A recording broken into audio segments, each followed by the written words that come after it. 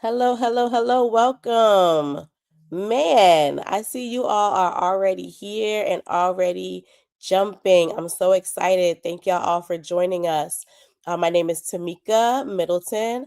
I am the Chief Political and Strategy Officer here at Women's March. Always so grateful to be in the building with all of you. If you could just drop in the comments wherever you are, whatever platform you're using, tell us your name, tell us where you're joining from, say hi. Um, and yeah, just to let y'all know from the beginning, if you've joined us for these mass calls, you know that we try to protect this space. We try to be really mindful of the vibes inside of the mass calls. So if you are being trollish, if you are spamming the chat, we will remove you. The block hand is very strong, friends.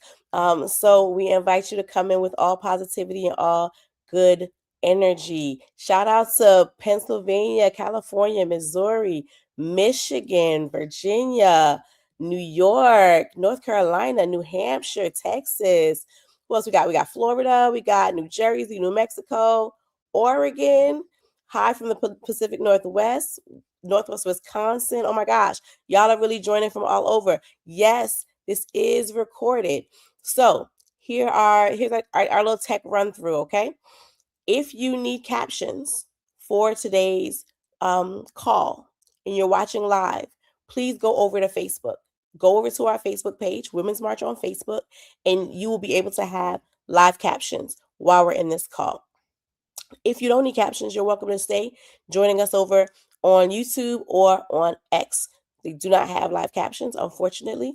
So we do encourage you to go ahead and join us over there on Facebook if you need captions. Keep dumping in, keep letting us know where you're joining us from. Shout out to Terry Reedy Lombardo who walked out in Orlando. Thank you. Yes, I'm gonna lift you up on the screen, Terry. Love it. All right. So we have some community norms. We're going to drop our working agreements link into the chat. And so really the big picture here is we want everyone to feel welcome here. We want this to be a space where folks feel like, ooh, that is not what I meant to do. Where folks feel like they are able to learn and grow here, right? So in order to do that, we need folks to be mindful of how they're entering and how they're showing up for each other and with each other in this space. So please operate in good faith here. Please operate with some sense of kindness. If we see folks being disrespectful and out of pocket in the chat, we will absolutely remove you from the chat. We will absolutely remove you from the call. So with that, we will have Q&A. Go ahead. If you have questions as they arrive, go ahead and drop them in the comment section wherever you are. And we will tag them, and we're going to, at the end, answer as many of them as we possibly can. So if you're on Facebook, if you're on YouTube, go ahead and drop your questions in the chat. Again, for folks who are just joining us, my name is Tamika. I'm the Chief Political and Strategy Officer here at Women's March. And we have a jam-packed call for you all today. So what we're going to be up to, I'm going to give a little bit of a grounding around this call. Then I'm going to bring up Rachel, who is our executive director here at Women's March. We're going to talk a bit about what's next from Women's March. Then we're going to have Nady joining us from Mayday Strong and from ICE out of Minnesota. And then after that, we're going to get into a phenomenal training on non-cooperation. Some of you were able to attend in-person trainings in your cities. If you weren't, this is going to be a great opportunity for you to learn about what we mean when we say non-cooperation, what we mean when we say we are going to not comply and not cooperate with what's happening with this regime. So stay tuned for that. It's going to be amazing. And then we'll close out with your questions and your question and answer, and then some links and whatnot for you to be ready and be prepared to take next steps. All right. So I know that was a lot, but we're going to get into it. Okay. So first and foremost, please, somebody said how long? We'll be here until 9 Eastern. So an hour and a half, we'll be here together. Okay. 9 Eastern, 8 Central, 6 Pacific. Pretty sure that's how that goes. So if you walked out on Tuesday, please let us know in the chat. If you walked out, let us know where you walked out from. Let us know what you walked out into. We want to know. We are so excited and so grateful for all of you who came together in your communities, who came together in your workplaces. So many students, y'all. And so we're so excited about that. And we want to hear from you where you were walking out from. I see some walked out in Connecticut. We see folks joining us who walked out. Let me see. Walked out in Northern Kentucky, walked out in Chico, California. That's what's up. We had over 900 walkouts. I think the last count was 940 walkouts across the country, an estimated 100,000 people walking out all across the country. Y'all, give yourselves a round of applause. So exciting, so phenomenal, so powerful for you to take that step, take that action. And if you've heard us talking about this walkout, the thing that we want to make clear is we know that one day walkout that we is not the end all be all, right? It is not the strategy. It is the beginning. It is a single day, a promise that we will continue to resist. We will continue to fight back. We will continue to stand up. We will continue to be cogs in the machine. We will take every action that we can to stop what we see happening in our communities and around the country. And so it is really an invitation into this thing called non-cooperation. And so we thank you, all of you who took that action on Tuesday, and we can't wait to continue taking action with you. There are going to be many, many more civil resistance efforts and so many things for you to jump into. And our contribution at Women's March, because of course we are inside of a much larger ecosystem of organizations doing phenomenal work. And if you've been on these mass calls with us over the past year, we've introduced you to so many organizations that we think you should get down with, right? But our contribution to our invitation in this next period is a lovely thing we like to call Brave Women. And so I have the honor and the pleasure to invite to the stage next our illustrious executive director at Women's March, Rachel O'Leary Carmona. So can we bring Rachel up to talk Brave Women?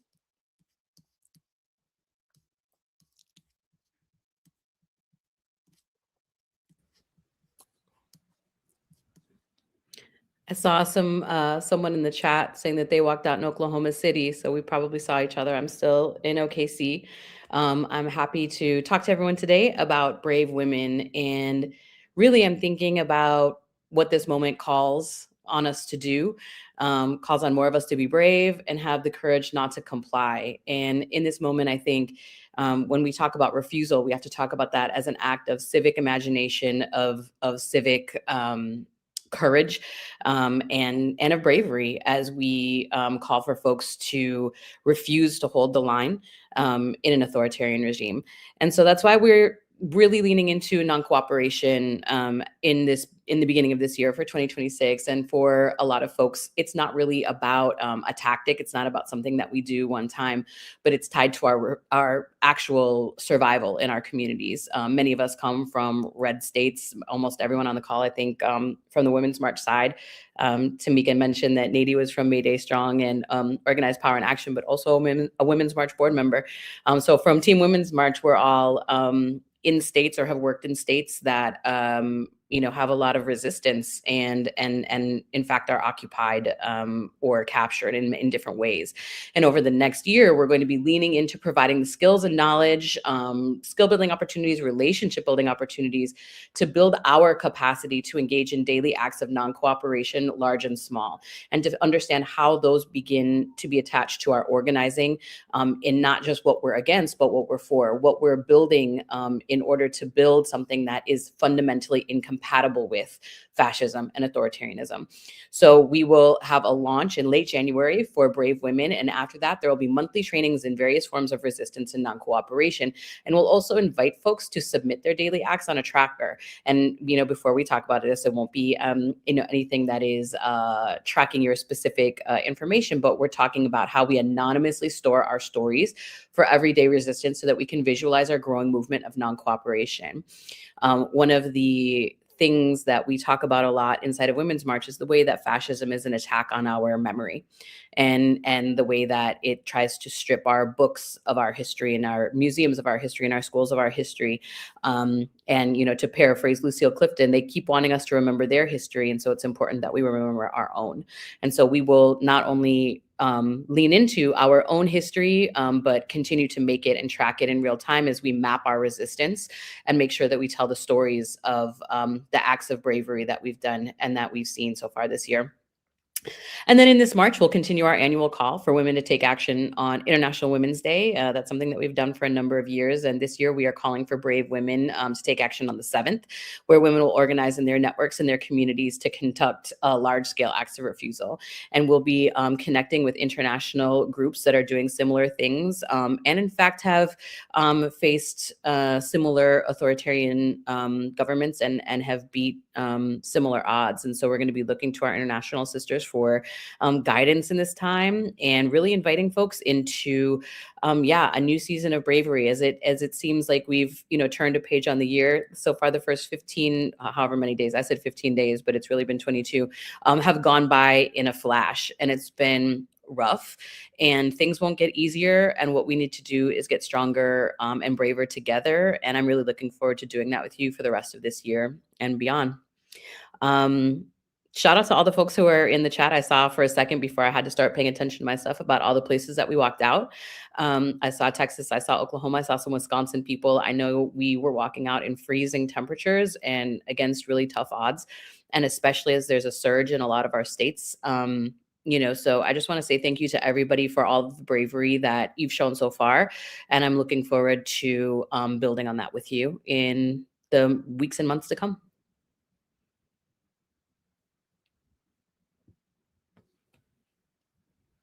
And now we're here. I think I'm going to switch off soon. There we go. Oh, I had one more thing that I was supposed to say. They added some things last minute for me here. Today, some of you may know that the House took a very cowardly vote and voted to continue to fund ICE activities through DHS. And now the Senate needs to make a decision about how they're going to vote. And what we do know from the last couple of weeks and even farther back is that if Congress doesn't stop ICE, the people will. However, we do want Congress to stop ICE. And so we're going to pop a petition in here for everyone to sign to make sure that that the Senate hears from us loud and clear that we need ICE abolished from our streets. Thank you so much, Rachel. The petition link, I'm dropping that in the chat for y'all right now. So please do visit and sign the petition. And I think that was an amazing segue, so I'm not going to do too much chatting. But next up, our next speaker, of course, like we were saying, we want to keep this momentum up. There's no shortage of opportunity to take action. Like, there are so many ways, and there will continue to be ways. We are part of Women's March is a part of a constellation of organizations, right? There is no one organization that can do all of this by itself. And so we want to be always in relationship and in coordination with these organizations. So we're so excited to be in relationship with Mayday Strong and the amazing folks doing the ICE Out actions in Minnesota. So I am going to stop there. And as Rachel already said, Nady is the executive director of Organized Power in Numbers with Mayday Strong, also a member of our amazing board for our Women's March Win, our PAC. So we're super excited to bring Nady to the stage. It's so beautiful to be here with all of you. I'm like trying to keep up with the chat. Obviously, everyone's turned up. I was really happy to join you all today from my home, and really grounded in just the most recent witnessing of violence that all of us have been witnessing. And I really want to name Liam Conejo Ramos, the 5-year-old that was detained yesterday in Minnesota. And I have 3-year-old twins. And I have to tell you that I've been organizing since I was 14. I've been undocumented myself. I grew up undocumented in this country. I became a US citizen last year and voted for the first time.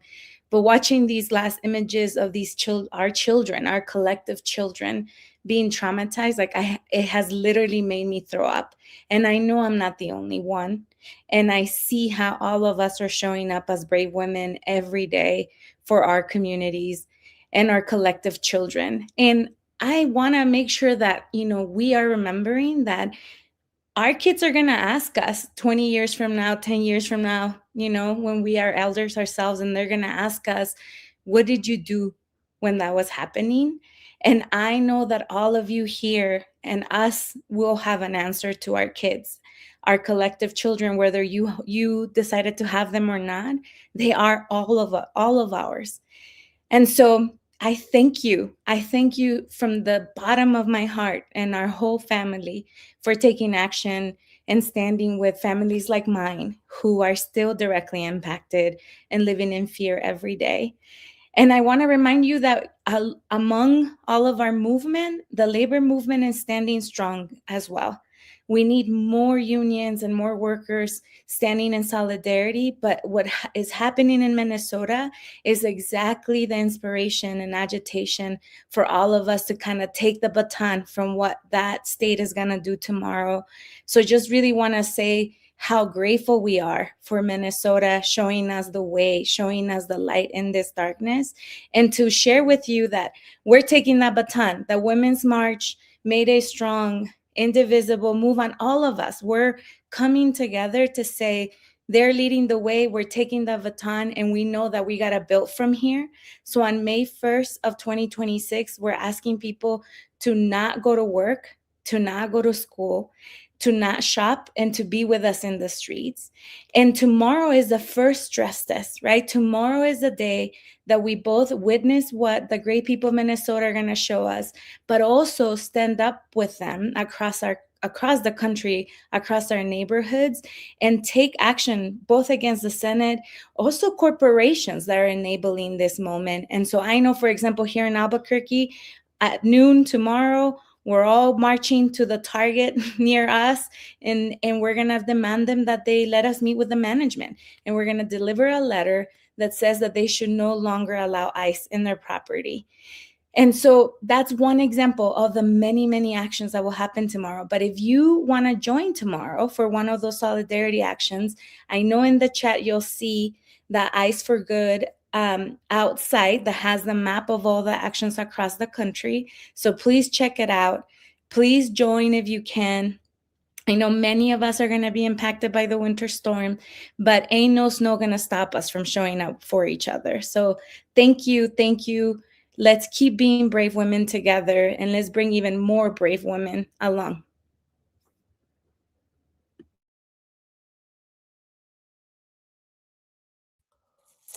Thank you so much, Nady. It is always a pleasure and a joy to have you on all of our calls. Again, you should, if you haven't, go to iceoutforgood.org.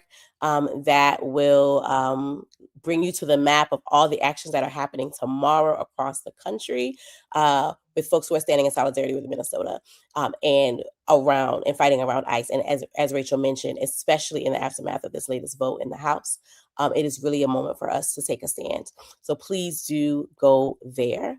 And also want to re-up what we are about to get into. I'm very excited for. We have Kenzo Mackey and Una Chatterjee who are with Freedom Trainers, and we've been working with Freedom Trainers for some time, and we've done if you joined us in the fall maybe for another non-cooperation training. We had some folks from Freedom Trainers train in multiple cities across the country over the past week, but we're really super excited to really get down in the muck with y'all to talk about non-cooperation and talk about what that means, what it has looked like, and what it can look like for you. Because the invitation here, again, is to take some kind of action every single day. We saw some folks say, can we do it? Can we walk out on President's Day? Of course you can. Do what moves you.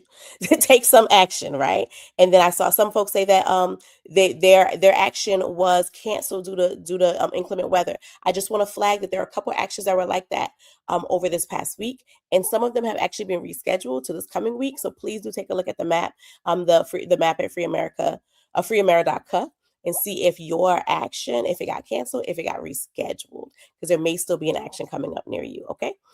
So without further ado, I'm going to bring to the stage Kenzo and Una, who are going to lead us in this phenomenal training. Please feel free to drop your questions in the chat, and we'll be monitoring them. And at the end, we'll try to we'll come back around and answer as many of them as we can.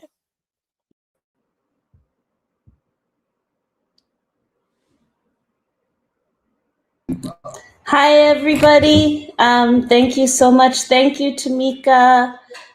It's amazing, as usual, to be here with all of you all around the country. Brave women getting braver with Women's March.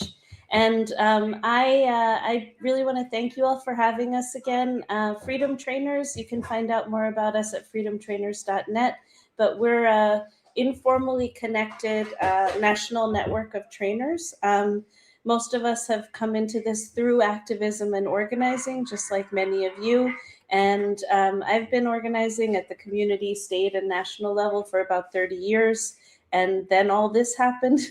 And I found Freedom Trainers and learned an amazing amount from them, and have really been enjoying learning and sharing in group spaces like this. So I'm very happy to be here. And Kendall, I'm going to pass it to you to introduce yourself and get us started. Great. Hey, folks. Thank you so much again for having us. It's an honor to be here with you all. Thank you for your courage and bravery in participating in this week's walkouts. Super excited to help deepen the learnings and build our muscle for more mass non-cooperation. So I'm Kendall Mackey. I'm a part of the Freedom Trainers Network. I get to train alongside Una tonight, and I'm a longtime organizer, also a new mama. I've got a 3-year-old and a 1-year-old. And I'm honored to be here, excited to share some of the learnings and some of the tools that have been helping folks across the country figure out how to show up and respond in this moment.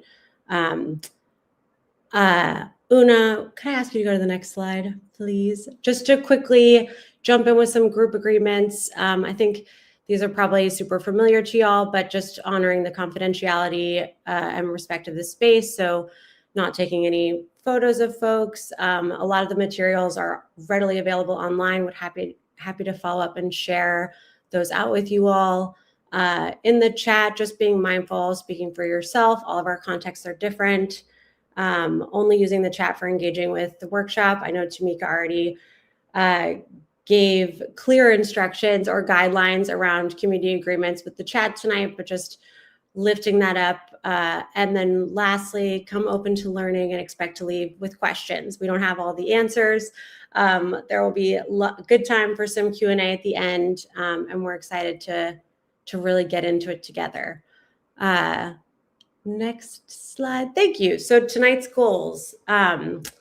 We are first and foremost going to examine the threat that we're currently facing, deepen our understanding of how non-cooperation works with stories and examples. We're going to learn 2 tools, the pillars of support and spectrum of allies, and we're going to use those tools to understand how we can do more powerful non-cooperation. And then we're really going to get into it and brainstorm some tactics together and plug into some next steps. The next slide is the agenda. So the flow for tonight, we're going to start with an orientation. We're going to talk about why non-cooperation beats authoritarianism, give y'all some really great examples, do a tactical brainstorm, cover some next steps, and close. Before I jump in, I want to just mention, I know that for some folks on this call, some of this material at the beginning may be familiar. Maybe you were at the trainings last week, or you've come to a Women's March training before. I just want to say that's a good thing. If this material is familiar to you, we want you to really know and have access to these tools. I've been working with this curriculum for a long time, and I'm still finding insights and new learnings. So just want to promise that the training will expand on what you've already learned and deepen the work that you're already doing, and to stick with us if some of it is review for you. And then for some folks on the call, maybe this last Tuesday was the first action you've taken with Women's March. Maybe this is the first training that you're getting on. We're so excited that you're here. We want to make sure you're oriented to this work and grounded in shared understanding. We're all in this together, and we want to meet everyone where they're at. We are so, so grateful and excited that each and every one of you are here. So I am going to jump in with a really big step back and some basic definitions just to really ground us in the work. So what is authoritarianism? I feel like we know it, we see it, we're experiencing it, but just to get super clear with the definitions, first and foremost, a misuse of power, a slow and quiet advance. It's a system, not just a person, right? It's not just Trump. There's a whole system behind him that's making this possible. And here in the US, authoritarianism has long roots that have a deep history grounded in racism and white supremacy. So this is not new. We've seen this in different iterations before, but this is what we're talking about when we're talking about authoritarianism. Next slide, please.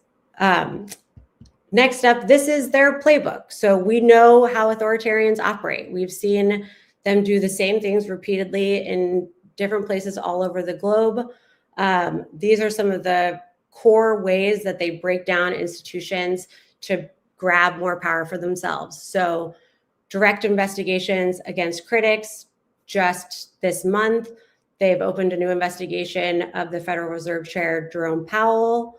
Powell responded basically saying this is because he believes this is because the president wants him to set interest rates based on the preferences of the president and not their assessment of what will serve the public. Another part of their playbook is giving license to law breaking. We've seen this with Trump pardoning the insurrectionists from January 6th. Regulatory retaliation. Quick example of this, defunding NPR and PBS, deploying military domestically, seeing National Guard as an everyday presence in our streets, federal law enforcement overreach, the flood of thousands of ICE agents into our cities. I'm joining tonight from Portland, Maine, where we're experiencing a huge ICE raid across many of our cities here. And we're seeing this all over the country. And then lastly, the threat of the autocrat not leaving, or the autocrat won't leave. And we know that Trump has repeatedly flirted with staying in office beyond a second term, and that this is something that his team has been seeding and planting, that, they believe he should be able to continue to be in office past this next term. So we already know, we can see what they're doing for what it is. This is what authoritarians do all over the world. This is their playbook. And we also know what to expect from authoritarians. Next slide, please, Una. We know to expect that they're going to stoke fear and chaos to keep us off balance. They're going to make threats to get people to obey in advance. And they will weaponize fear of subgroups to keep us divided and apart. And I know many of us are feeling this, experiencing this every day. So before moving in to the next section, we just want to take a beat and reflect together in the chat. How have you seen some of this happening around you? How is this impacting you? What are some of the things that you're experiencing in your own community? So we're seeing folks jump into the chat. Never Obey in Advance says, weirdly Meg 955.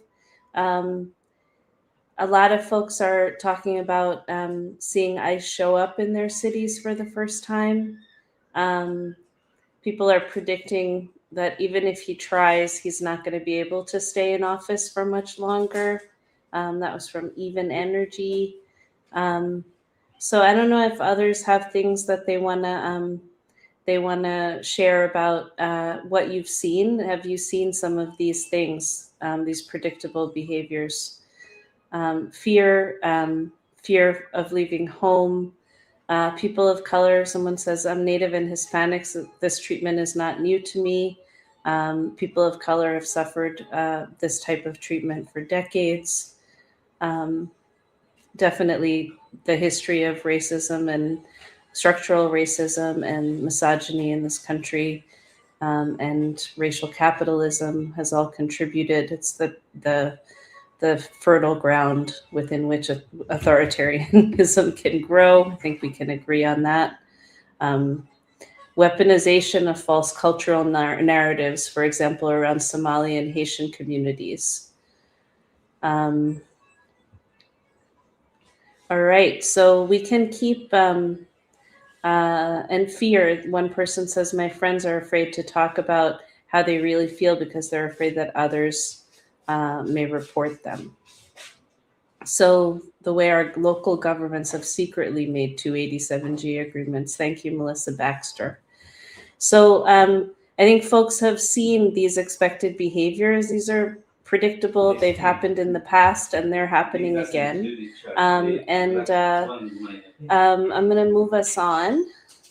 So we're going to move into this section about how change happens. And I guess we know from what we've just discussed that authoritarians are predictable. They sort of have a playbook and they do things similarly.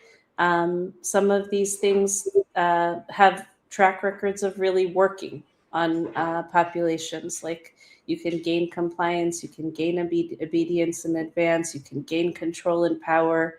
So they do things similarly. Because it's happened again and again, our side, our team, the brave women and all our friends, we've gotten smarter. We've observed what's been happening. And there are some core concepts that folks who have studied resistance to authoritarianism and people who have actually put their efforts into overthrowing authoritarian regime, there's some core concepts we can draw from reflecting on some of their work. So we're going to share a little bit of that with you. These are pretty foundational concepts, so we'll have a baseline here. Remember, what you're doing is taking all this in because before this call ends, this is going to turn into an imagination and invention lab. We're going to need all your ideas about how to effectively non-cooperate. So just grab this stuff and start thinking about your communities, your networks, your power. And I'll move into the next slide. So what this slide is the documentation of several scholars who did kind of a deep analysis of 35 cases of efforts to stop dismantling of democracy, what is often called democratic backsliding or the beginning of a slide into fascism or authoritarianism. So these scholars analyzed 35 cases over about 30 years where people, where former democracies experienced authoritarian backsliding or democratic backsliding. And what they were trying to do is figure out how U-turns are accomplished, like how people could turn it around. And the point made here is pretty stark. You need a resistance movement to turn it around. If you don't have a resistance movement, a broad-based civil resistance movement that engages a lot of people, and we're talking specifically about one that engages people at a mass level in nonviolence with nonviolent resistance. If you don't have that, you're not going to make the U-turn back into democracy. And there's a really interesting, for the union members here, I don't know if we have any nurses on this call, but talk about brave women. Those nurses are out in New York City. It's the biggest nurses strike in New York City history. But folks in labor, you need to pay attention to this, because approximately 83% of movements with national trade union participation succeeded in securing the U-turn. Only 29% of movements without. So this actually is like, it's amazing that we had Nady from Open come and talk about a partnership with Women's March. We're doing Ice Out for Good, and we're building towards May Day. And there's a May Day Strong Coalition that Women's March is a part of, and a lot of our organizations are a part of. So keep May Day in mind as a big flashpoint on the calendar, because we're going to partner with labor and be out in the streets. As you're thinking about building and escalating non-cooperation locally, how are you going to turn your neighbors out for May Day? And if you haven't heard about your union supporting, that might be an amazing way for you to weigh in with your advocacy. So now let's just quickly look at what scale is needed. And the very simple answer is much more than we have now, but it doesn't really have to be anywhere close to everyone. So this number of 3.5%, it's when 3.5% of the population engages in a resistance movement, people can stop an authoritarian regime. This is research from a scholar named Erica Chenoweth. So we don't by any means need everyone. So if you get frustrated because people are not walking out with you, just remember, it doesn't take everyone. But if we could get 3.5% of us really engaged, history indicates that's a very good start. Now, every situation is different. We are in the belly of the beast regarding extreme militarization, extreme consolidation of capital in this country. So let's set our bar even higher. Don't like go in a room of 100 people, come out with 3.5 new friends and think you're done. Keep trying. We might need more than 3.5%, but really Chenoweth did a ton of research into this, and there's a lot indicating that if we can get just a significant number, but not everybody on our side, we can make massive change. So keep that in mind too. Right now, our biggest rallies are getting closer to 2%. So we have moments when we can activate almost 2% of the population, or we've had that. So we've got to keep pushing. All of us really have to be organizers. We need to be pulling more people in. Yes. Thank you so much, Una. I think that is really where this all starts. Like, it all starts recognizing that we're only going to do this by doing it together and by building to scale, by bringing more and more people in. So all of this starts with being with other people. And if you don't already, it's high time you have a crew you move with, whether that's your friends, your neighbors, your coworkers, folks in the place of worship, identifying kind of who you can move with and then trying to build that. So I want to introduce this tool that kind of helps us think about power differently than I think what we're traditionally conditioned to think about power. So this visual is kind of where we're going to start, and then we'll get into the tool, the pillars of support. So traditionally, we think of power as kind of like a triangle where the power is concentrated at the top by a few, and they dictate what happens to the rest of us at the bottom, right? You think of CEOs to workers, you think of principals to students or teachers, the president, everybody else. That's kind of how we've been conditioned to think about power. And there's a reason for that. If you think about power that way, that you as an individual or as a citizen or person who cares, you feel powerless. And it's designed to be that way. That's how the folks that are at the top of this triangle want you to think that the world operates. But power holders can't get what they want alone. They need other people and institutions to support them. Otherwise, their power becomes shaky, like an upside down pyramid. And that's the image on the right side of the screen here, an upside down triangle. This is known as like the consent view of power, theory of power, or the upside down triangle. And basically, once you understand that power is actually propped up by specific institutions, organizations, then you can understand how much more fragile or shaky it is, and that in order for those ruling to really continue to dictate what happens, they need everybody to continue to comply with what they're demanding. So if we go to the next slide, we'll get into what some of these pillars look like. But first, oh, sorry, thank you. First, just want to read this quote. This is a political theorist, Sharp, who has done incredible work on nonviolence. And I'm just going to read this quote aloud. By themselves, rulers cannot collect taxes, enforce repressive laws and regulations, keep trains running on time, prepare national budgets, direct traffic, manage ports, print money, repair roads, keep markets supplied with food, make steel, build rockets, train the police and army, issue postage stamps, or even milk a cow. People provide these services to the ruler through a variety of organizations and institutions. If people would stop providing these skills, the ruler could not rule.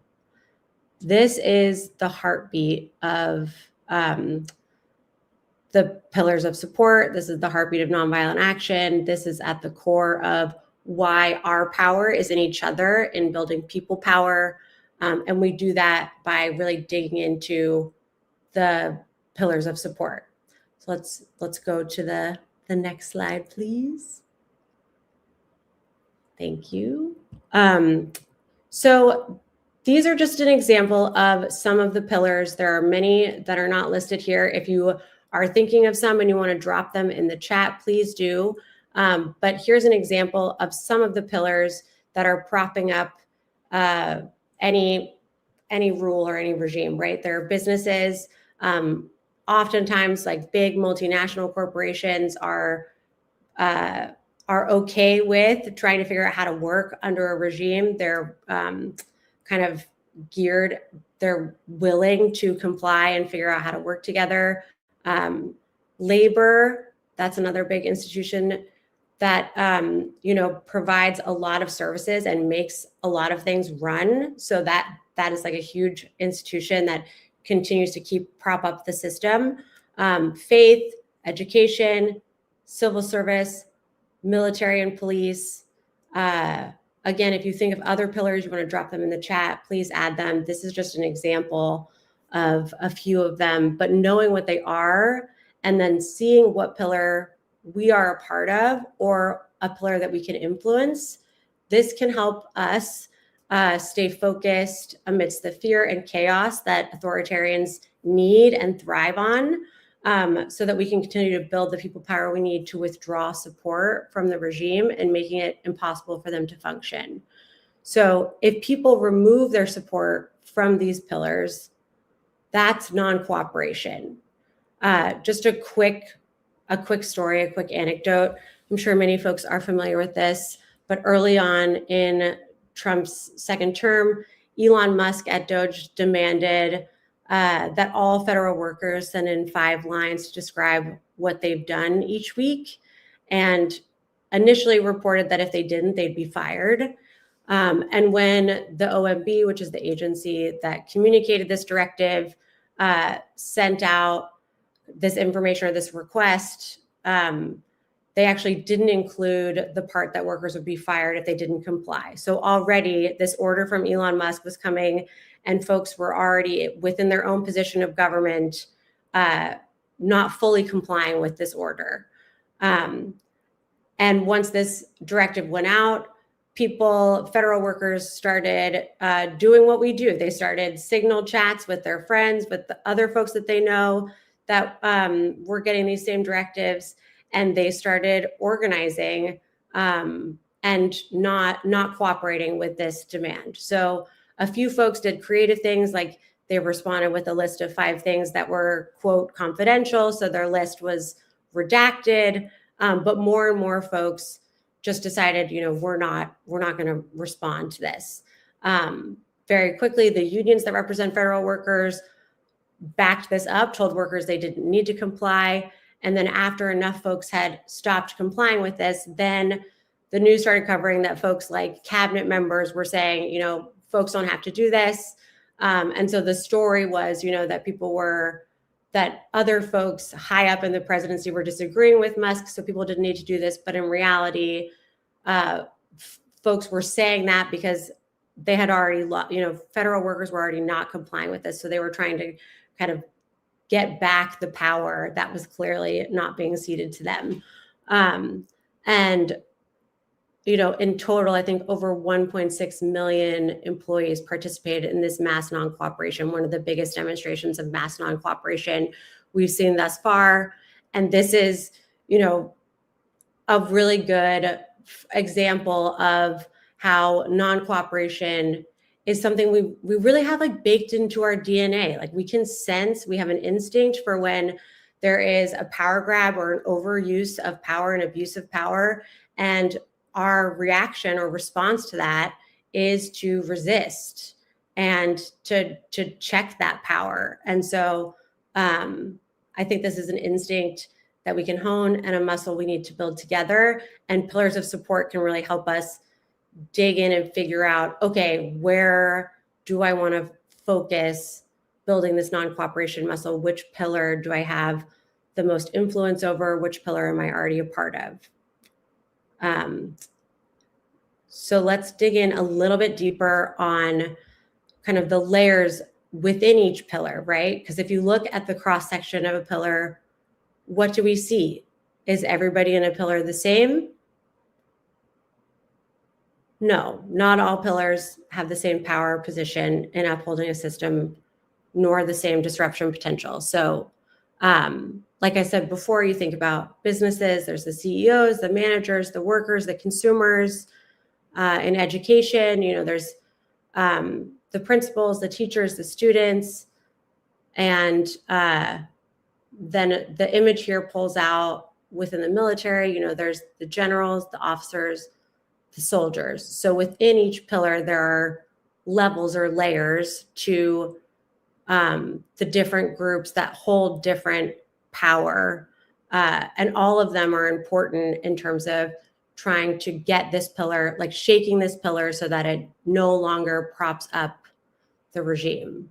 I want to tell a little story or get into a little bit of a case study that I think is a helpful, helps to really clarify or pull out what it looks like to focus, to use this tool and really focus on targeting a pillar. So this example is of Otpor, which is a resistance movement in Serbia. And this is a story of how this resistance movement identified how they could move the military. So in Serbia, they had a repressive government under Milosevic, and this small group of activists formed called Otpor in 1998. And I'll fast forward to the end of the story, which is that at the end of the story is that Milosevic was holding an election, and Otpor brought international observers. And so, as a lot of authoritarians do, they hold these kind of prop up elections. And so even though he had lost and the international observers announced that he had lost, Otpor announced that the election had been stolen, Milosevic wasn't going to accept the election results. And this group was ready to act to implement the will of the people and kick Milosevic out. So the protesters were facing off with police and military who were surrounding the Capitol building. Hundreds of thousands of people came to participate in this, which is really big. Serbia is not that big of a country. So hundreds of thousands of people came to kick Milosevic out of office. And the military and police were given orders to shoot into the crowd, and they didn't do it. They let the crowd in and they joined the will of the people. So let's backtrack. Why did they do this? Otpor started as a small group, and they did a lot of protests where they were regularly beaten by the police and sometimes military. And despite this violence that they experienced, they decided to have a day of solidarity with police. So they would do regular actions where they handed out flowers and leaflets, T-shirts, encouraging police officers to defect. They would organize these protests like over and over again, and they would say to these police, you know, you're going to get a chance to join us too. When the time comes, you're going to be able to join us. They saw into the future, and they knew that they needed this pillar to join them if they were going to take down the dictator. And so on national days of mourning, where police and military would honor those that had fallen, Otpor activists would join and read the names of police that had died, and they'd also include the people that were part of their resistance movement that had died when reading those names. So if you're not in the military or not in the police, this is an example of like you can still target and influence a pillar so they too can reject and defect from a regime. And when they were even smaller, so before they were able to get big numbers to show up to actions, they would do symbolic like street theater. That was one of the big ways that they got started. And they would do actions where they would set up like a jail cell in the street and show people being imprisoned for their beliefs. So they demonstrate the symbolic nature of what their dictator was doing. And in every moment, they were prefiguratively thinking about who are we trying to target and what groups are we trying to pull away from the dictator. And there are three things that you really need in order to do that. You need unity, planning, and nonviolent discipline. So one of the ways to think about it is, what can I do? Or like three points that I want to land about like why this story helps us think about how we're choosing targets, pillars, how we're engaging, where we're at as individuals. When you're thinking about like, what can I do? One, who are the people I can act with? Two, what are the pillars of support that I can put energy towards and move? And three, devoting yourself to some long-term project, building that big we. And a way that we can think about or plan in creating that space and welcoming in that big we is through an additional tool called the spectrum of allies. So we've identified the pillar that we want to operate in, organizing with folks that we know can help shake that pillar. And then the next step in that is then mapping out who else can we get to join us. So like Una was saying, we know we need to build to scale. We know we need millions of people participating in consistent, persistent, mass non-cooperation. How do we get there? We get there by everybody becoming an organizer, everybody bringing new people in to this work, into this fight. And so this tool helps us kind of both map out how can we bring more people along, and how can we also isolate those that are actively against us, that are never going to join us. That how do we make sure their camp gets smaller and smaller as our camp gets bigger and bigger? Una, I'm going to pass it over to you to dig into that. Thank you, Kendall. I saw in the chat, folks are asking where you can find this content online to reproduce it or even make posters. You're welcome to go to freedomtrainers.net and look at the resources there and share them widely. They're for you and the movement. I have an example to share. Some of us who have been doing organizing to protect K through 12 public education for decades have kind of come together and tried to figure out how we should be organizing in this moment. So we started an effort called freethefuture.net, which is partnered with Women's March. And basically, we're supporting folks across the country. You're welcome to join. Please do, if you care about K through 12 public education. We're connecting folks across the country and helping people to build little local circles. And we want to start shaking the pillar of K through 12 public education. So we're going to work together to get district superintendents, school board members, state elected officials, secretaries of education, and others to take public action. Basically, we're going to have a public statement condemning the chaos that is being wreaked on our kids in our schools by the kind of federal dismantling of the Department of Education. So, and other moves at the federal level. So we're gonna push our superintendents to basically publicly withdraw their support from what is happening at the federal level around education policy. This is an example how we're trying to take the pillar strategy and apply it in a campaign. So you can look, Kendall showed you earlier a cross section of a pillar, and you can look like this is sort of how we're envisioning the K through 12 education pillar. Something as big as the education system is obviously more complex than what is drawn in this little cross section. But what do you notice about the pillars, like the folks in the middle versus the folks on the outside?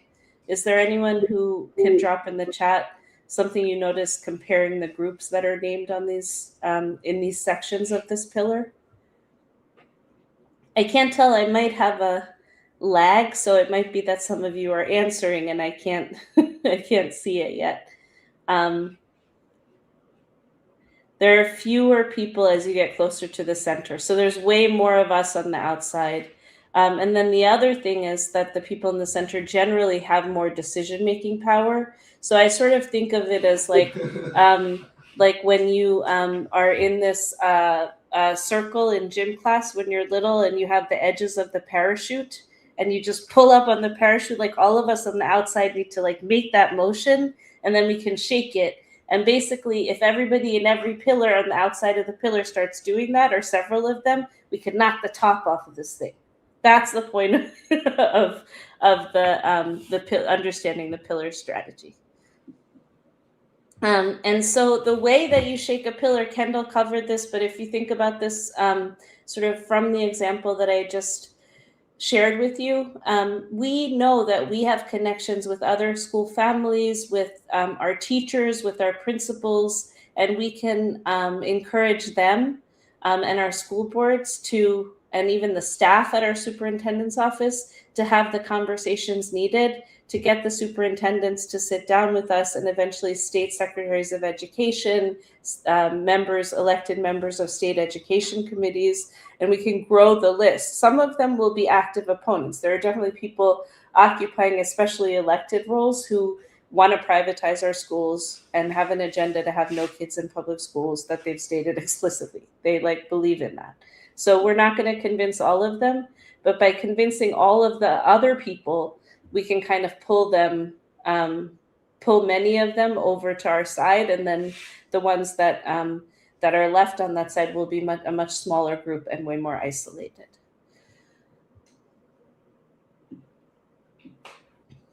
So I think now I'm gonna turn it back to you, Kendall, and we're gonna move into sort of like really what is non-cooperation.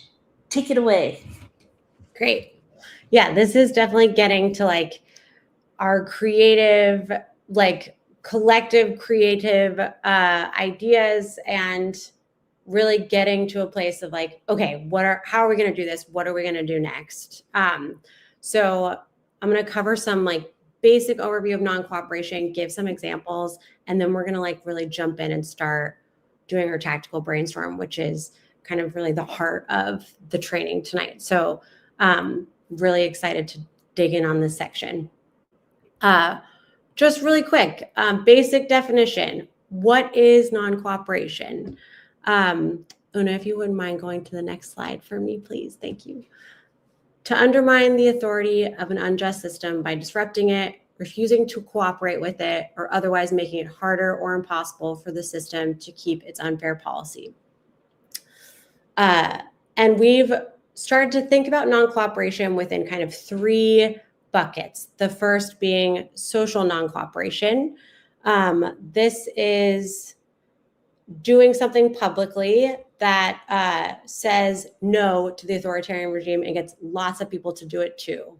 So I think a huge example of this right now is the whistles in Minneapolis, folks showing up en masse as a way to call attention to and disrupt the abductions that are happening by ICE, and it's drawing in massive amounts of people. It's a very clear action that people are taking to socially non-cooperate, to say, we see you doing this. This is not okay. We're calling attention to this.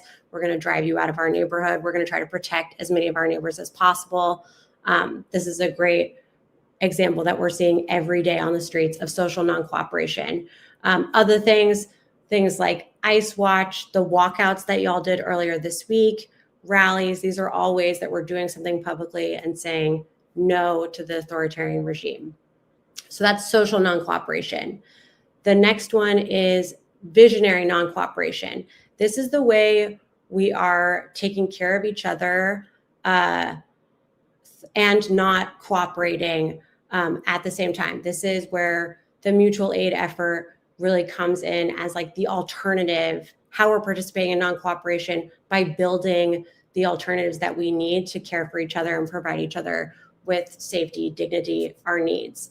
Like I said at the top of the call, I'm joining tonight from Portland, Maine. We're seeing a huge influx of ICE on our streets, and the amount of organizing. We've been learning so much from organizers in cities like Minneapolis, Chicago, who have been, at this for a long time now and have helped develop the infrastructure. And a part of that is, what do we do? How can we care for our neighbors who are afraid to leave their homes? So in Portland, we've got a massive operation for meal deliveries that are up and running, where we're able to help people stay inside, stay safe. And that is an example of visionary non-cooperation. What are the alternative systems that we're building to care for each other, and continue to say no to the regime? The last one is probably the one that folks are most familiar with coming to a call about non-cooperation. If you've never gone through a training like this before, economic non-cooperation is kind of the thing that I think most people have familiarity with. These are things like boycotts and strikes. Most recently, want to call out the huge win with Spotify. This was late last year, calling out Spotify for having ICE ads. As of this year, they're no longer running those ads because of the public support being withdrawn from them. And then Una mentioned this earlier, but the New York nurses going on strike. This is a massive demonstration of non-cooperation. I think the governor issued like a state of emergency as soon as they announced that they were going to be going on strike.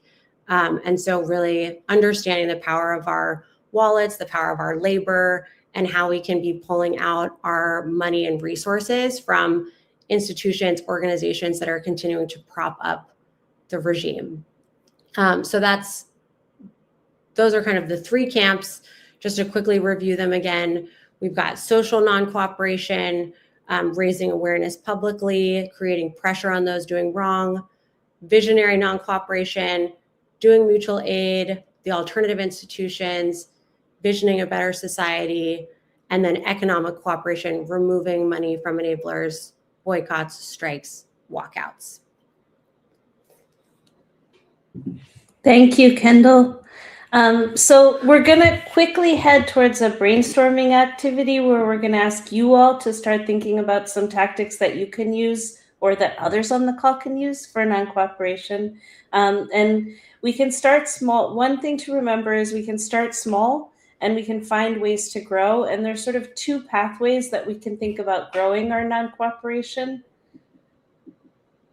So the first one is who. We can think about individuals like me by myself and my like closest friends. That little group, like, what can we do to non-cooperate? Then we can think about bigger collectives that we're a part of and that we can organize and pull together. And then we can think about institutions that we're a part of and speaking on behalf of institutions. So that's the who part. And then the how part is, like, how can we non-cooperate? And obviously there are more direct opportunities to non-cooperate. And there are ones where we can use our voices. And it's not like cheating. If you can only think about how to use your voice at first, that is not cheating. That is still very brave. So you can think about that on an escalating arc too. Like, what can I say? How can I speak out? Then the actions that I can take. How can I demonstrate my non-compliance with what is going on? And then really, how can I block it, stop it, stand in its way? So those are the opportunities for non-cooperation, kind of on an escalating arc. And we can kind of go into a little more detail about them in the next slide. We'll do 3 slides like this, just talking about how you can escalate. So one, I wonder if folks remember Episcopal Bishop Marianne Booty, who did the service, I think it was the day right after the inauguration. And she just played her role in such an extraordinary way. She did the unexpected. She said things directly to the president that people were taken by surprise that she was brave enough to do that, and she was direct enough. And a lot of people felt she was speaking for them. So played her role with her voice in a totally unexpected way. And then, smaller examples, like maybe an individual lawyer offers a training about non-cooperation in their home country and how it was used by members of the legal profession. Or maybe you can do this training for people in your community, for some of your neighbors. And it helps people sort of see themselves in growing the resistance movement.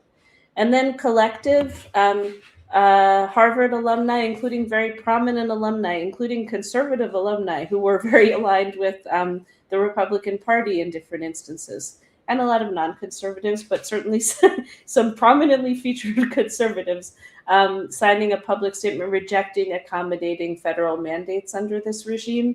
That was a collective effort. People organized that. And then sometimes you can, within an institution that is important in a particular sector, if you get enough people in that institution to do something, it can matter, even if what you're doing is just speaking your views. So the National Institutes of Health had hundreds of scientists who are federal employees issue something that they called the Bethesda Declaration, which was last year sort of condemned some of the moves of the administration, declared them harmful to the health of the Americans, health of Americans, hostile to science. So that was an example of on behalf of an institution. Let's talk about acting. I don't know if folks remember early in the administration, 2 Washington Post columnists quit. They left their positions because the newspaper was not letting them report the things that they thought were critical to report. And they called out their employer, and they did it very publicly. And then they were immediately hired by another prominent publication. So, and then as small groups, there's an organizing effort called Vet the Vote. So folks who have sort of military training, security training, were organized to protect the vote.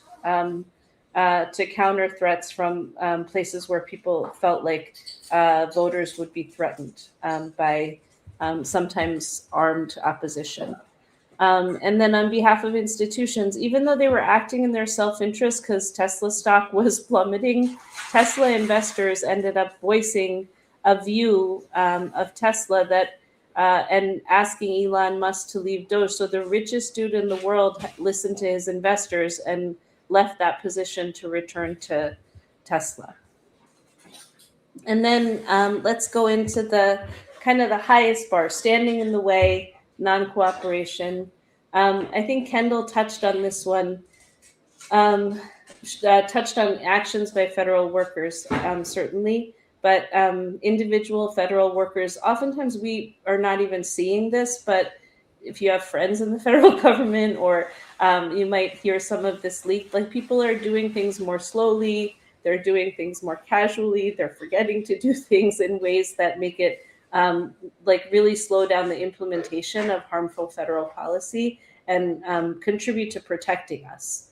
And then we've seen this in Minnesota. I think we're about to see it in Kendall City, in Portland, in Los Angeles, where ICE is being boarded in hotels. People say no sleep for ICE and make noise outside. Sometimes I've heard in Minnesota that they've actually successfully gotten ICE officers fed up, and they've left. So they've disrupted their efforts to rent cars, or gotten between them and offices that they had to report to.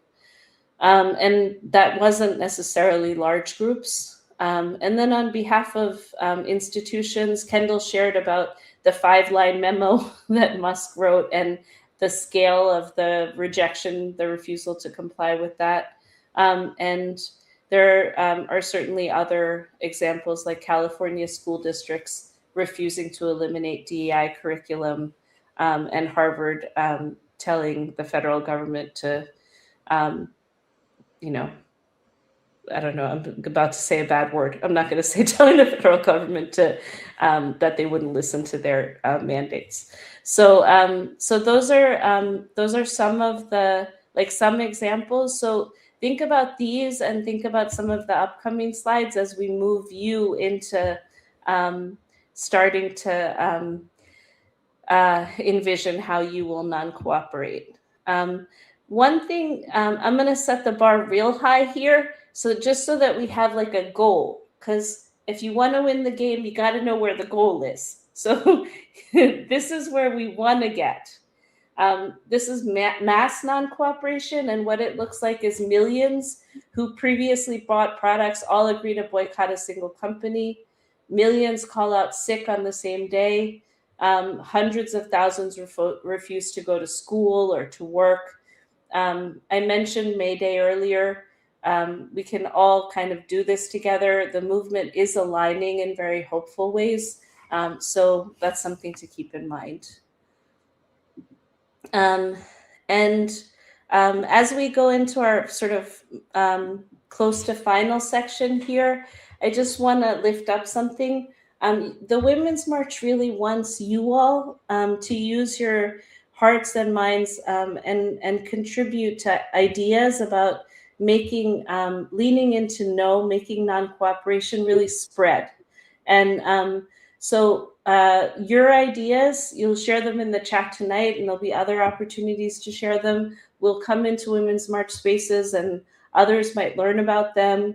And then you can use Women's March spaces to align around things that you all can do together, like some of the best ideas. So that's like how this is going to work. I know that a lot of these mass calls, honestly, it's a very foreign experience for Kendall and I as trainers to be just talking and not doing activities and not having a lot of dialogue. But because these calls get really big, because there's so many of you, it's like impractical to do a lot of interaction.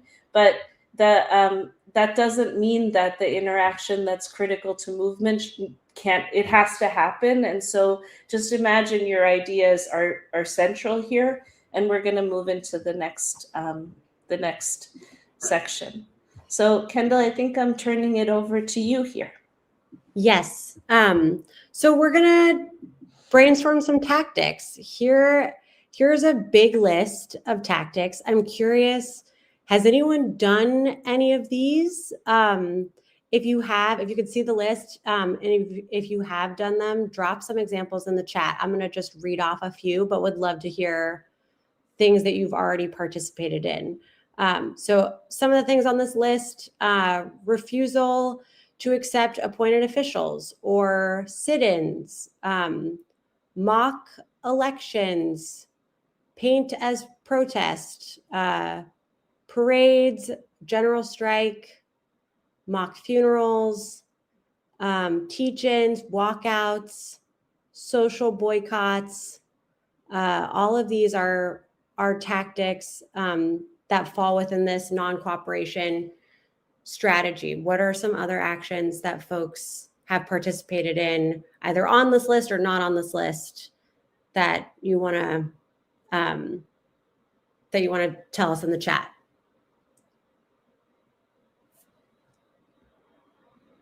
What are folks seeing? I'm actually having a hard time seeing the chat, Una. Singing. I see someone wrote singing, exclamation point.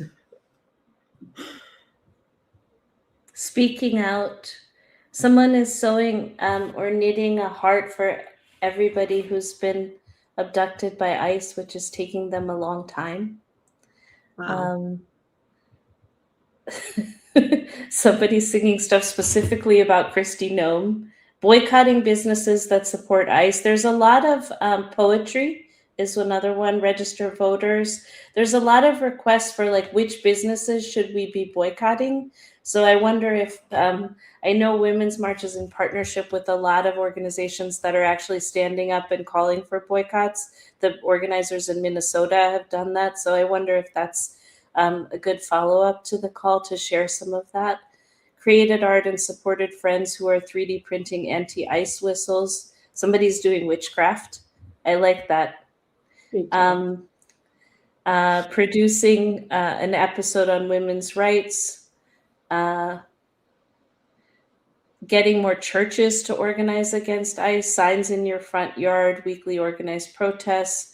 In Minnesota, there's protests at Home Depot. People tie up the line by returning, I think it's ice scrapers. It's moving very fast. Assuming that you can ride a pedal unicycle, ride around carrying a 20 by 40 inch protest sign. I did this once and ended up on page 1 of the local paper. Put our messages on our cars, wear them as slogans on our clothing. There's a lot of ideas here. Great. Thank you all so much. And thank you, Una, for reading some of the ones in the chat. Yeah, so many great ideas, so many things that people are already doing, have already done. We want to take a few minutes to really apply what we've been learning. So taking a second to remember everything we've covered. We have to grow our muscle for action, our muscle for saying no, and we have to grow our scale and our size. So with that in mind, and thinking about the tactics we've reviewed in this training, how would you respond to this prompt? Minneapolis organizers and activists have called for people across the country to stand in solidarity with what's happening there. What can you do locally? How can you participate in non-cooperation locally to express solidarity? And before folks jump in the chat, unless want to just hold and ask that people just take a minute before putting their ideas into the chat, just to really think about this. So if we can collectively, I heard someone say in a training once, in order to participate in mass non-cooperation, it requires a lot of cooperation amongst ourselves. So maybe this will be a good practice. If we could collectively cooperate in pausing the chat for 1 minute while folks think about this prompt and what tactic they could participate in. So we'll just hold for 1 minute and then would love to hear what folks are thinking.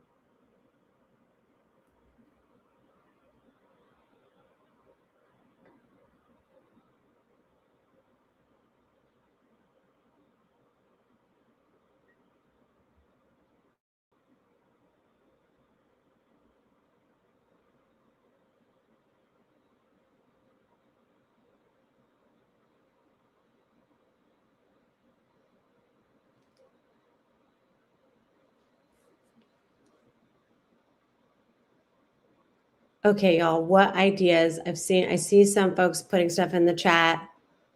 What are some non-cooperation tactics?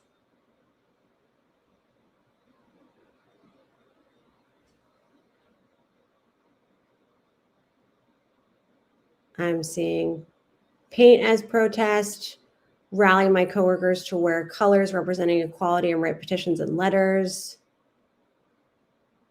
Mockery, mutual aid.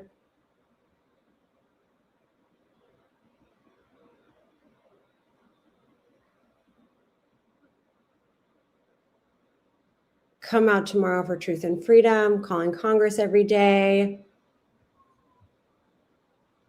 Snail mail. Snail mail as non-cooperation. I like that. Mass snail mail to senators and other decision makers. Amazing. Armband, yard signs.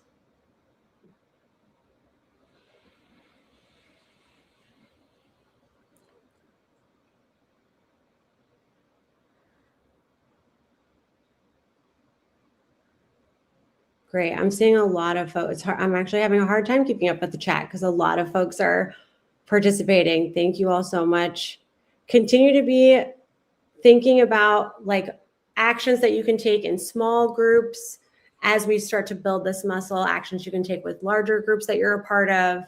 And I think just remembering that, you know, in order to grow, in order to do this, we all have to become organizers. We all have to be bringing more people in and building this collective muscle, experimenting, bringing our creativity, our innovation, and our commitment and our courage to non-cooperation in any way that we can in order to, you know, really push back on this authoritarian power grab that we're experiencing right now.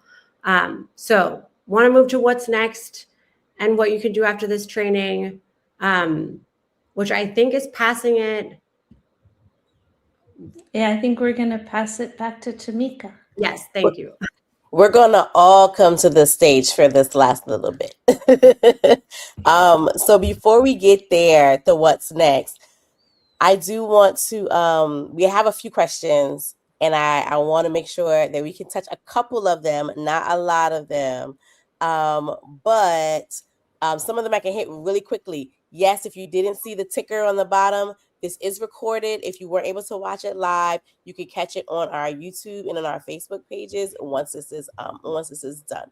So please do go to the YouTube if you haven't. If you had to step out, if you have friends that you want to see, you want them to catch it, you can also go there. If you're looking for actions that are happening for tomorrow, the site that you can go to is iceoutforgood.org. That is a site to find an action near you happening tomorrow with the Ice Out in solidarity, Lord, with Minnesota.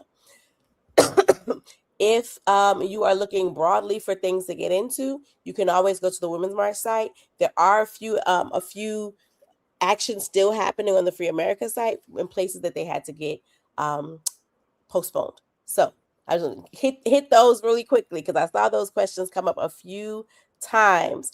And then also people wanted to find out more about getting on the ground trainings like this and getting more access to these resources, freedomtrainers.net. So there's a lot of links. But if you register for the call, you will get a follow-up email with these links in your inbox. All right. Now, what I want to, can you all, one of the questions was, can you all go through, name the pillars again, one more time. Can you all name the 5 pillars? So I can, do you want me to put the slide up or do you want to? Sure. I feel like, okay, so here's the thing. The idea of there being 5 pillars is not right. Those are 5 examples. And sometimes we all try to like find ourselves in a pillar, but the truth is you're in a pillar. If you work somewhere, if you shop somewhere, if you get healthcare, if you deliver care to other people, you're in a sector that has a whole infrastructure, and that sector is being impacted by federal policy, and you can shake it. So it's not so much that there's 5 pillars and you have to worry about which one you're in. It's like you're in one. Figure out the one you're in. It could be truck drivers. You know what I mean? It could be artists and the arts industry. And maybe you're not like in Hollywood, maybe you're in a different place in the arts industry, but you could still have impact. Thank you, Una. There was another question for you all. There was some confusion when there was one slide that of course you were talking about the 3.5% that comes from Erica Chenoweth with Maria Stephan, but you also mentioned in another slide a bit about 57%, and there was some confusion about what that meant, what the distinction was there. So could you all just clarify that? You want to take that one, Kendall? The 3.5 and the 51.7. Yeah, so it was basically the breakdown was, and I don't have the slide in front of me, but I remember it. The breakdown is basically looking at a bunch of different case studies. We know that if you have like a 51% chance of succeeding, of like creating a U-turn to democratic backsliding if you have a resistance movement that's to scale. And so if you don't have a resistance movement and there's an authoritarian takeover, a regime takeover, a dictator that comes in, you have a very slim chance. I can't remember the exact percentage in that slide, but it's way less. And if you do have a resistance movement, an active resistance movement, that's where you get that, like, we still can turn this around 51%. And so when we're talking about what a resistance movement looks like in terms of scale, that's where that 3.5% number comes in. So when we're saying we can still turn this around by building this resistance movement, in order to get that to the scale that we've seen work, that's that 3.5% number. Does that clarify? Yes, thank you so much, Kenzo. So 3.5% is the percent of the population we need to hit that, excuse me, theoretically, to hit that turning point where we have a 51% chance of making a U-turn. So two numbers, I know all the percentages. You know, if you're not, we talk about being our few data nerds on the team. Not all of us are data nerds, but that's what, I hope that landed for folks. The last question I want to lift up from the chat, because I want to make sure that I get folks out here on time, is a question. I'm going to bring Rachel in because we get this question, we hear this question, especially when we talked about walkouts, this question around a general strike. How do we build towards a general strike? And so, Rachel, I wanted to pull you in to talk to this question. I mean, there are a lot of ways that we build towards a general strike, that movements have built towards general strikes. Let's put it that way. And the ways that we might do that in this country, specifically in 2026, actually have to be developed and tested. And so I think the first thing that happens is that we build the capacity, including the patience and the resourcefulness for conducting stress tests. One of the stress tests that we were happy that was successful was our own walkout. Friday, tomorrow, I keep saying Friday like it's not tomorrow. Friday is another one where an entire state is calling for an economic blackout. And so I think it's important for us to recognize the steps could be different when we're thinking about what a stress test look like and the ways that we get there. But what is important is that we can't make it to a general strike unless we figure out how to make refusal two things. One, an act of, civic activity. So, rather than thinking about participating and kind of turning some of those ideas on our heads about the ways that, what refusal is and what engaging in a civic process is and in civic discourse and civic engagement. And then the second piece is that we have to make sure that resistance and refusal is sustainable, that it doesn't wreck lives, that it doesn't wreck communities. And so that means building up the resources, both in terms of know-how and also just the material conditions, where the cost of refusal is not greater than the cost of going along with the authoritarians, agenda. And so when it gets to a point where the folks who are providing resources and support in your communities are outside of the authoritarian government, then it actually creates the environment where it actually costs more to not be a part of the resistance, as it were. So so all of that said is that I'm talking about conditions a lot more than steps. And I think that I would argue that the folks that are saying, well, here are the, however many steps that it's going to take, and this is what it's going to look like, we're figuring that out still. The things that have not happened in the United States. They have not happened in 2026. They have not happened in these conditions. And so we're all kind of creating the tolerance for some uncertainty and some disequilibrium along the road. And I would argue that this week has been a big week in kind of testing those conditions and learning more. And we are actually as part of our walkout, we worked with American University, and we'll be excited to share some of that data out with the base so that we can see exactly what we're learning and what is the impact of practicing non-cooperation on non-cooperation. I mean, I'm a person who practices, I practice a musical instrument, I practice lifting weights at the gym, and I know that you get stronger and you get better the more that you do it. And so we're interested in actually seeing the data set that tells us that. So more to come on that. I think after this week, we as a movement will know more after this week, but I will say that the conditions have to, be right so that the cost is not too great for folks to bear. Thank you so much. Thank you, Rachel. Thank you, Una. Thank you, Kendall. I'm going to close us out by answering a couple of these questions that are in here really quickly. Again, and reiterating some things. We heard some folks say, what do we do? How do we connect with each other? How do we organize together in these circumstances on these platforms that censor us, like Facebook, like Instagram? And we want to invite y'all. If you had not heard, spread the word. Women's March has an app. It is a social networking space. I think Sarah has dropped the link in the chat. We invite you all. If you go on in your app store on whatever device you have and search Women's March Community, you will find it. We invite y'all to come join us, to come build with each other, to come find folks in your community, find fellow activists, organizers, feminists who are trying to be about this work, right? So that's one. 2, please visit the bravewomen.us. We want y'all to take the pledge. Let us know that you're going to take some kind of action. It is also how we will stay in touch with you and let you know about trainings that are coming up, because we will be having trainings regularly. We will also keep you posted on our Brave Women Weekend of Action, which will be the weekend of International Women's Day, March 7th and 8th. So we want y'all to come out. We want y'all to take some action that weekend with us. So please do go to bravewomen.us. Take the pledge, friends. And then the last thing I want to do before we close out is only simply because Rachel invoked Lucille Clifton earlier in the call. And if you are unfamiliar with Lucille Clifton, get very familiar with Lucille Clifton. She's one of my favorite poets, Black feminist poet. And she has a poem that's one of my favorite. It is called Listen, Children.